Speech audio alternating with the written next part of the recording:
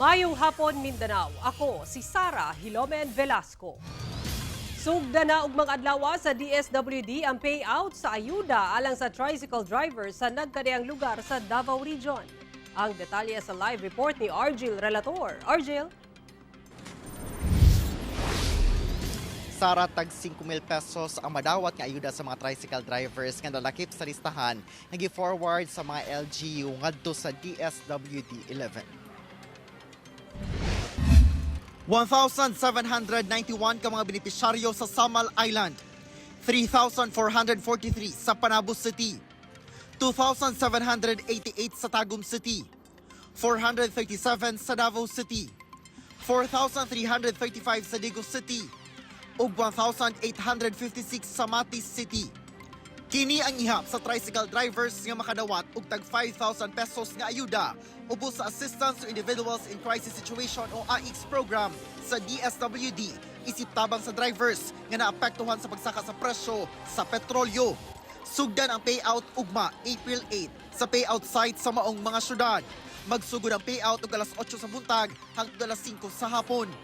Kamatikdan nga ang Davao City ang dunay pinakaubos nga ihap sa mga benepisyaryo. Pagpasabot sa DSWD, inisyal pa lang kini nga listahan. Ang listahan sa mga benepisyaryo magikan sa local government units. Igo lang matud pa nag-validate sa listahan ang DSWD. Kasi yun lang ang na-identify sa ngayon ng local government ng Davao City, no?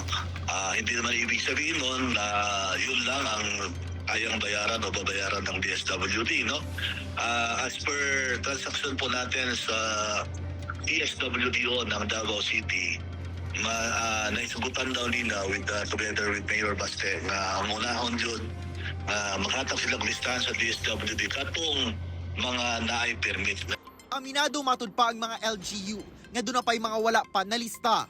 Busa, dunay laing hugna sa payout alang sa mga ma-identify sa LGUs nga kwalipikadong makadawat. Sugutan na mo to start the payout, mag-submit na lang sila kung pila lang muna ang makasubmit o kaya na predetermine nila, na validate nila.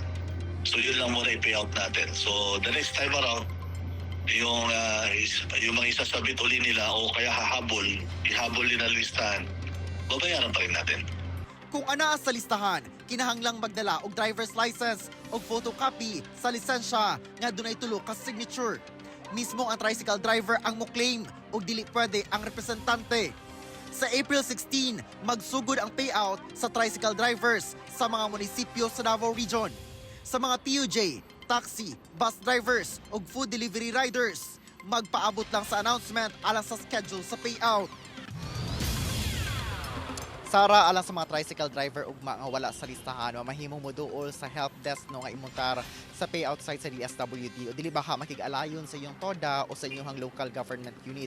Ugaling ma-validate no nga kwalipikado di ay ang wala sa listahan dunay pahigayon nga special payout alang kanila. Sara. Okay, daghang salamat Argil Relator.